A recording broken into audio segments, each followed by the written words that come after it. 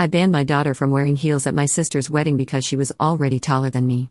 When she wore them anyway, I dragged her out in front of everyone and told her she wasn't important or pretty. I canceled her prom, grounded her for a month, and now she's been gone for 3 years. It's Christmas, and I'm completely alone. I told my daughter she wasn't important or pretty. I said those words to her face. In front of 40 people. At my sister's wedding. While my fingers were still wrapped around her arms so tight I left bruises. She was 16 years old. I'm writing this on Christmas Eve. I'm sitting alone in a house that used to be full of noise and laughter and the smell of cookies baking.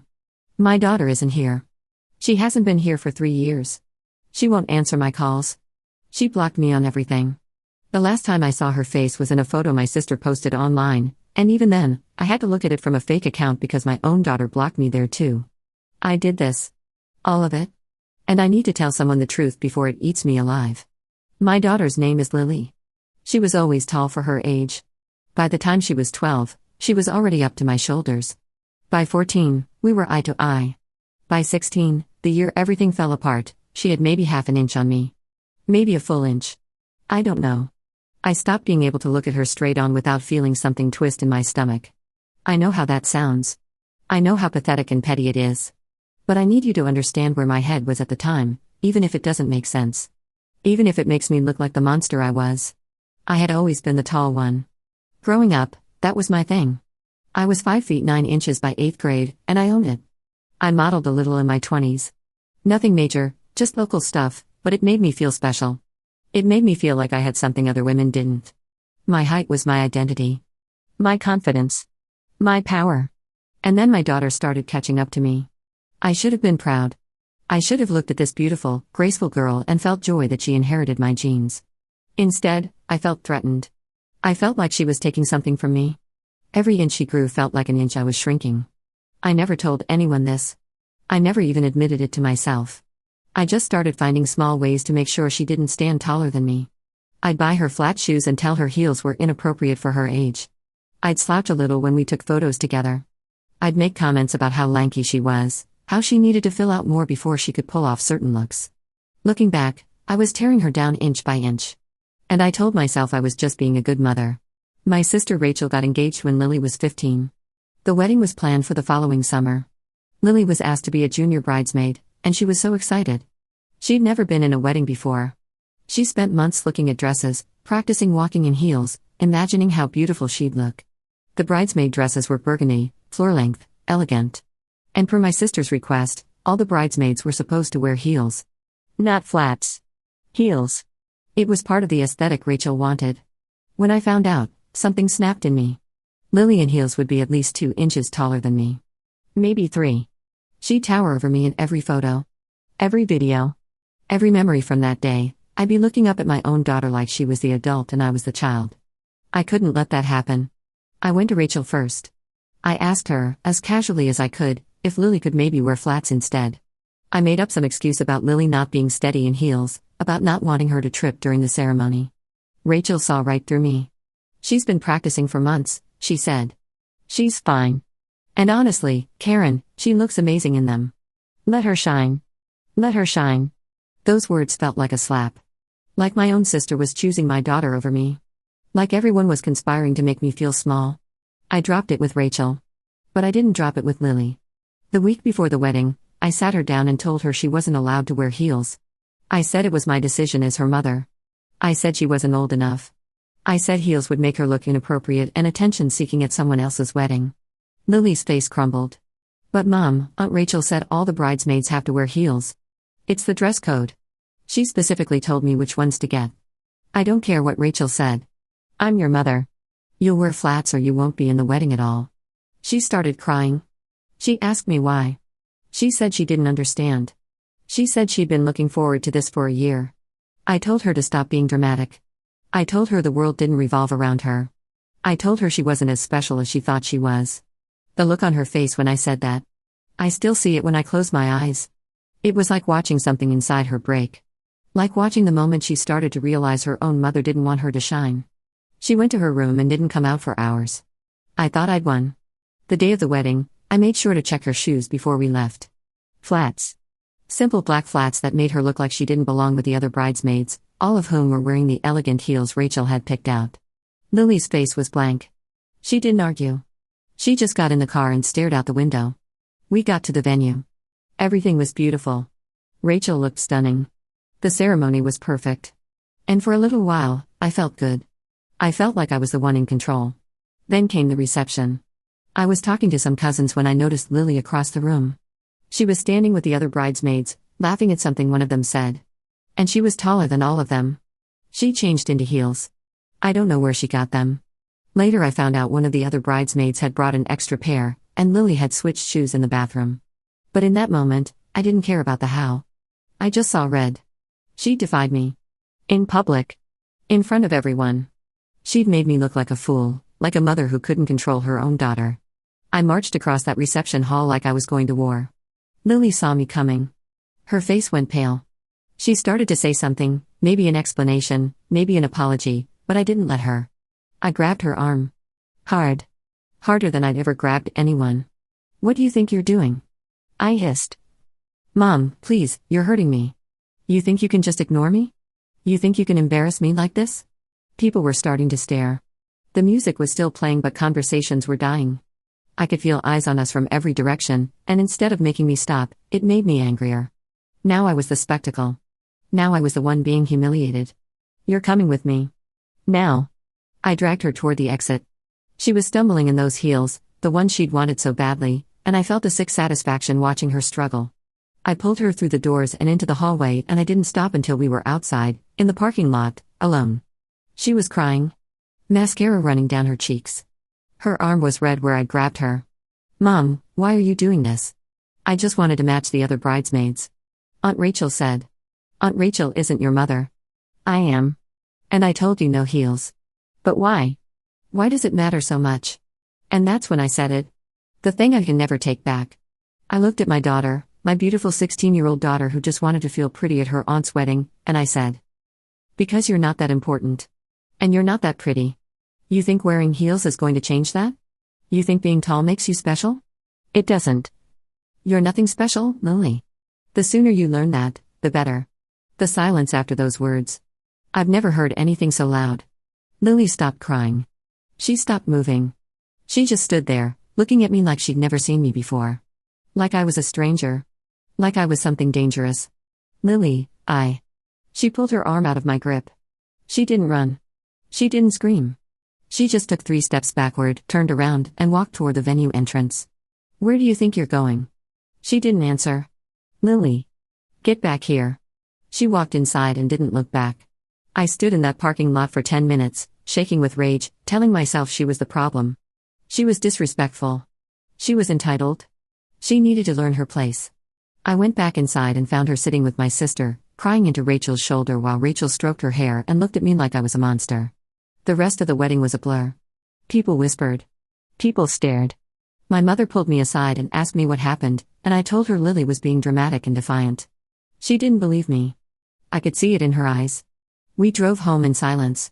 The next morning, I grounded Lily for a month. I told her it was for embarrassing me. For defying me. For ruining her aunt's wedding. I told her she'd lost her phone privileges, her computer privileges, everything. And then, because I wanted her to really understand the consequences, I canceled her prom. Prom was 2 months away. She'd already bought a dress. She'd already been asked by a boy she liked. She'd been talking about it for weeks. I called the school and told them she wouldn't be attending. I returned the dress. I told her this was what happened when you didn't respect your mother.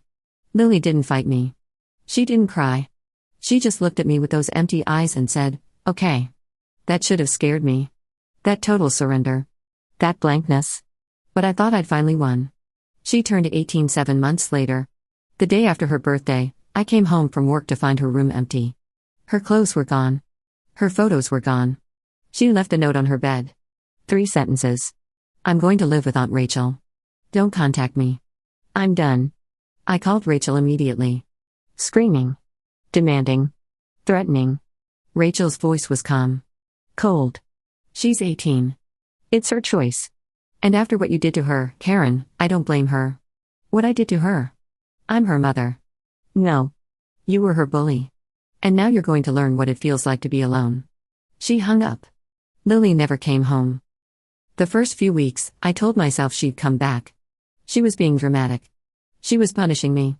She'd realize how good she had it, how much I'd done for her, and she'd come crawling back with an apology. I waited for the call. The text.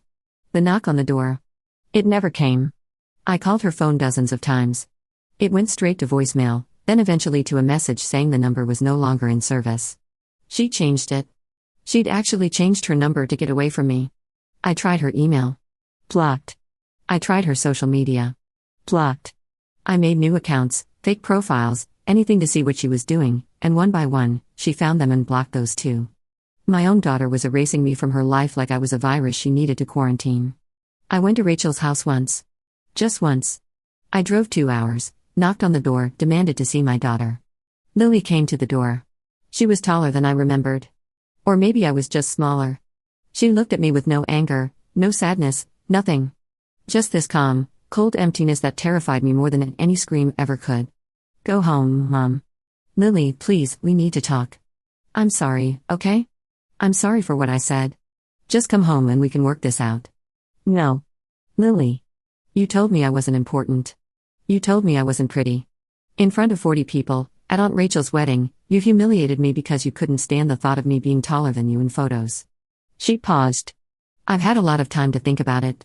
And I realized that wasn't the first time. You've been making me feel small my whole life. Every comment about my weight, my height, my clothes, my hair. It was never about helping me. It was about making sure I never outshined you. That's not. I'm done, Mom. I'm done trying to shrink myself so you can feel big. I'm done apologizing for existing. And I'm done pretending you were ever the mother I deserved. She closed the door. I stood on that porch for 15 minutes, crying, knocking, begging. Eventually Rachel came out and told me to leave before she called the police. I drove home in a daze. That was 2.5 years ago. The fallout was slow at first, then all at once. My mother called me a month after Lily left. She'd talked to Rachel. She'd heard the full story. For the first time in my life, my mother told me she was ashamed of me. I don't know where I went wrong with you, Karen. But that girl did nothing to deserve what you did to her. She was just a child. She was your child. I tried to defend myself. I tried to explain. But every excuse sounded hollow, even to me. My mother started visiting Rachel more often. She'd post photos on Facebook. Birthday dinners, holiday gatherings, random Tuesday lunches. And there was Lily in every single one, smiling, laughing, looking more alive than I'd seen her in years. She was thriving without me. That hurt more than anything. My friends distanced themselves next. Word spread, the way it always does in families. I became the cautionary tale. The toxic mother. The one who destroyed her relationship with her only daughter over a pair of heels and a bruised ego. Some people confronted me directly. My cousin Angela called me a narcissist to my face. My college roommate sent me a long email about how she always knew something was off about me, and now she understood what. Others just quietly disappeared. Stopped returning calls. Stopped inviting me to things. I'd see photos of gatherings I wasn't told about, parties I wasn't welcome at, and I'd wonder how I'd become the person everyone wanted to avoid. I started therapy 6 months after Lily left. Not because I wanted to. Because my employer suggested it after I had a breakdown at work. I was a liability, they said. I needed to get help or they'd have to let me go. My therapist was a small woman named Reeves. She didn't coddle me. She didn't let me play the victim. She asked me hard questions and made me sit with the answers until I couldn't breathe. Why did your daughter's height threaten you so much? I don't know. Yes, you do. You just don't want to say it. Weeks of that. Months. Slowly, painfully, I started to see myself the way Lily saw me. The way everyone saw me. I wasn't a strict mother. I was a controlling one. I wasn't teaching Lily discipline. I was punishing her for existing too loudly. Every time she grew, every time she succeeded, every time she showed signs of becoming her own person, I found ways to cut her down. The height thing was just the most obvious symptom. The disease was deeper. It was in every backhanded compliment, every impossible standard, every moment I made her feel like she'd never be good enough. I was jealous of my own daughter. I was threatened by her youth, her beauty, her potential. And instead of celebrating her, I spent 16 years trying to make sure she never realized how amazing she was. I succeeded. And then she left and discovered it without me. The first Christmas alone was the hardest. I put up a tree. I bought presents, wrapped them, put them under the tree with Lily's name on them. Like somehow the universe would see my effort and send her back to me. She didn't come. I sat in the living room on Christmas morning, surrounded by gifts no one would open, and I cried until I couldn't breathe. I called her old number out of habit, knowing it wouldn't work, just to hear the disconnection message. Just to hear something. I texted Rachel. Please just tell her I love her.